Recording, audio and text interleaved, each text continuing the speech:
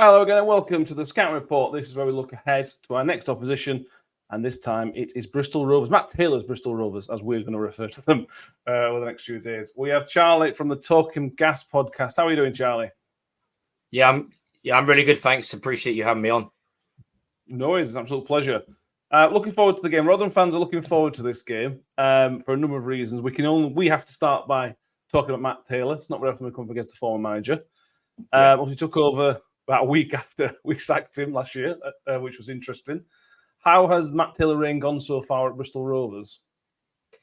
Yeah, so obviously when he come in, there was a whole load of managers linked, from Nathan Jones to countless managers, really. We had a lot of interviews for that. But when he first come in, the first game was a 1-1 draw against Cheltenham, and we really struggled that game. But after that, we did have some really good performances. He went to a 3 at the back with wing backs. We beat Bolton away. We beat Pompey at home, and there were some really good performances, and we were getting a few wins together. But then after we went out of the FA Cup against Norwich, we seemed to really struggled. Of course, a lot of the players were there that were still Barton players. Taylor brought in a few players. He signed Camille Conte for quite a large fee for us from Grimsby, and he brought in some more loans. But the second half of the season, after that first month or two of really good performances and some really good wins, it was just really poor. We went on a terrible run. I think it was 5 or 6 wins from January until the end of the season. I think the game where it changed was Reading at home, where they played us off the park. We lost 2-0, and that game, a lot of people were booing, calling for him to get sacked. Even, come towards the end of the season, a lot of people, were annoyed at the, sort of lack of ideas. It sort of was hard on him, but now, he's had a full window.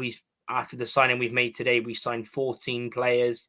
He's got rid of a lot. There ain't many players. I think there's 2 players left from Barton's squad. So already he's made his mark. He's brought in a few, coaches. He's changed that around. His assistant at Rotherham, and also the goalkeeping coach, Scott Brown, who was at Rotherham. He's now come. So, there's a lot of, change. So I think now people, sort of a fresh start, and people want to give him a chance, and hopefully he can do well. Of course, we won the opening day game, which was a good start. But let's see what happens. Yeah. When he was with us, he really struggled to get a style going. He was always caught between 3 or 4 different styles. Was it the same kind of last season where there was not really a set style? Well, when he first came in, he went to the 3 at the back with wing backs, and it worked really well. But then I can't remember what game exactly it was, but there was a game where we really struggled in that formation, along with injuries as well. But I think he changed it anyway, and he went to back to a 4 at the back. And then it was sort of different because we did have a lot of injuries, but it was sort of a lot of change then. But this season, and throughout pre-season, we've gone back to the back 3. He's gotten players to, suit that style and his way of playing. And we've basically gone to now to like a 3-4-1-2 or a 3-4-2-1. So he's got his style, and he's played it throughout pre-season. Fair enough. Tell me about your transfer business. Obviously, when it was not going to be referring back to when it was, he signed a lot of old players. He signed a lot of experience for us. Has that been the same for you guys, or has he mixed it up a bit more? Yeah, well, in the past we have under Joey, that's what sort of players we were signing: experienced players, older players. He brought Scott Sinclair back, James Wilson, Chris Martin. But now under Taylor, like this summer, we've gone for a really, really young squad. I think the average age has probably come down from about 28 to 23, 24. So, he's brought in a lot of young players, and that's sort of the style that the owners want, but I think the fans want to see as well, because fans have just got fed up with seeing, players that have been there, done that, come for the money and just get injured, or, it's like George Friend. That was a funny situation. Barton signed him last year. I think he played about 4 games, retired, and now he's our head of recruitment. So it's been pretty mad. But yeah, he's gone for the young squad. And how's pre-season? Was it a pretty positive pre-season? No major problems? Yeah, pre-season was really good. We had some good performances. Like I said, he set out his style. We looked really good. We got the good win against Plymouth. He's just sort of set out his style and the way we're playing, really, and it has looked really good. Quite exciting. That youth brings excitement, but also you've got to have a little worry in there because it is a very young squad, and throughout this League One campaign, there's a lot of experienced teams and big crowds and places to go where that will be tested. But overall pre-season was good. Not many injuries, which is good. So fingers crossed that can stay like that. Yeah. And the opening day win, a late win as well, from what I understand as well. How did the game go, and was it a deserved win? Yeah, I think in the end it was deserved. I think the first half an hour with this young squad, and that was the first competitive game they've played together. We looked very nervous. Northampton started the better team. A lot of hoofball, which we don't like playing against. So that's not good news coming to you by the sounds of the first couple of games. But a deserved win in the end. For all their possession, we didn't get tested. The back three was really, really good.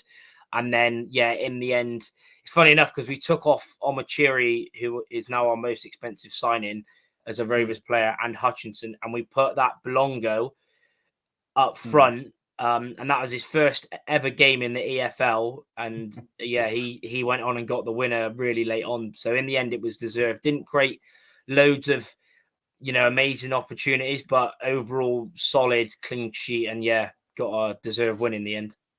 Let me ask about Jamie Lindsay. It's only been one game, I know, but how he's very fondly thought of about for the Rotherham fans. Is he shaped up well so far? Only one game, but. Yeah. He played it. He come off the bench against Northampton, sort of calmed it down. He's got the good passing range. Yeah, he just settled it down, really. I think he helped a lot coming off the bench. And then, he played his first game last night, started against Cardiff, looked really good. And I'm really excited about that. It's always good when you see on socials, when you sign a player, there was nothing bad to say about him. And I think he's going to be a really good signing. Obviously, we've got Grant Ward, who is another ex-Rotherham player. When I think he was involved when Warnock done the Great Escape in that season. 15, 16, something like that. Yeah. So he's another Rotherham player. But I'm really happy with Lindsay. And if it was me, I'd be getting him straight in the starting team for Saturday and for the games to come. Oh, I'd definitely start him on Saturday. But there's no animosity. I just think, but you always want your players playing against former clubs every time for me. Yeah. Talk about the expectations for the season. Then I say this is like I say, it's Matt Taylors had a proper window. He's got his own players in. Where is the aim for this season? Yeah, I think most Rovers fans just want to see, like you said, that style of play, consistency. Because last season we didn't win 3 games in a row all season, so that sort of summed up our season last year. So they just want to see a style of play. And I think most Rovers fans just want to, I think they'd be really happy with like 12th. Like, I think with the teams in this league and the quality, and even though I think we've probably spent the 3rd or 4th most, really. We spent, I think, around 800, 900,000. So we've spent a little bit as well. But I think, we done our predictions on our podcast, and I went for 13th.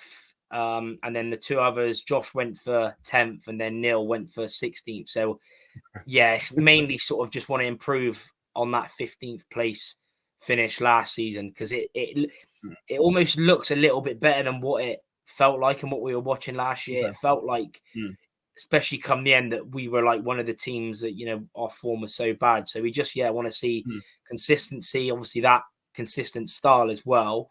And just, a team and players that can just thrive and just get better, because obviously with the young side. Yeah, but it's one of those leagues, though, isn't it? If you do find that bit of consistency, there's going to be a playoff spot or two available. So that's going to be either the really good thing that you do go on that run, or at the end of the season, it's probably going to be quite frustrating that you just couldn't quite find that form. And because this league, so how does this league compare for you as a fan to last season? Because this season it seems it seems really competitive. So on paper, so anyway.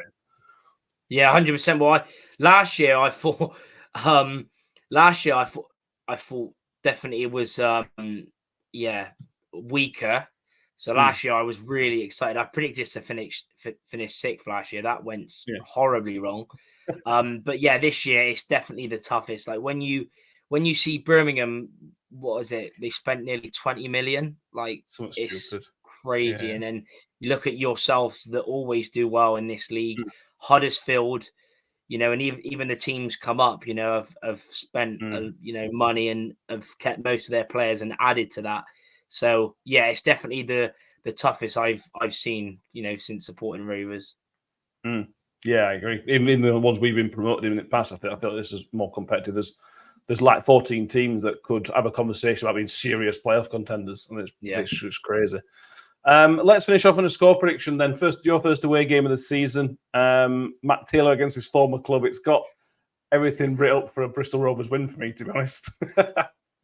I hope so, because I think I've been Rotherham 5 or 6 times, and I've only seen us win once at the New York Stadium, and that was back. Can you remember back 6 or 7 years ago when it had snowed and your fans went on and helped get the snow off? And I think we won. Was it 3-1? I think in the end, I think we went 1-0 down, but we won. So that was the only win I've seen in like the last 5 or 6. Usually we get battered up there. So yeah, I'm really hoping that we can, quieten your crowd, get on it straight away. Like I said, it would be amazing if, Taylor can go back there and get a win. And, because obviously the defeat in Cardiff was frustrating because we played well, but just didn't have anything in the end third, really. But hopefully after the confidence that we can get from the first game, and obviously you're going to be wanting to get that first league win of the season. I know you won it in the cup yesterday in front of your home fans, but fingers crossed we can get out there and get something. I'm usually the more optimistic, maybe sometimes too overconfident in predictions, but yeah, with Taylor going there, with your fans and well, even your players, you've signed a lot of new players, and obviously under a new manager in Steve Evans, that'll be interesting. It's tough. I'm going to go for us to nick it 1-0 again. We look very good defensively, but I don't think we'll be scoring a lot there. But I'm gonna go for us to nick it 1-0. I wouldn't be surprised. That would not surprise me at all. But yeah, thank you, Charlie. Like we said earlier, do check out the Talking Gas podcast if you haven't seen it already. Danny's going to be going on to talk to Charlie about Rotherham. So if you want to see some more of us on there, you can do, as well as getting a full preview of those. We'll put the show notes in the link in our show notes as well. Thank you very much for watching. Make sure you've subscribed on YouTube, and we will see you all next time. And as always, up the Millers.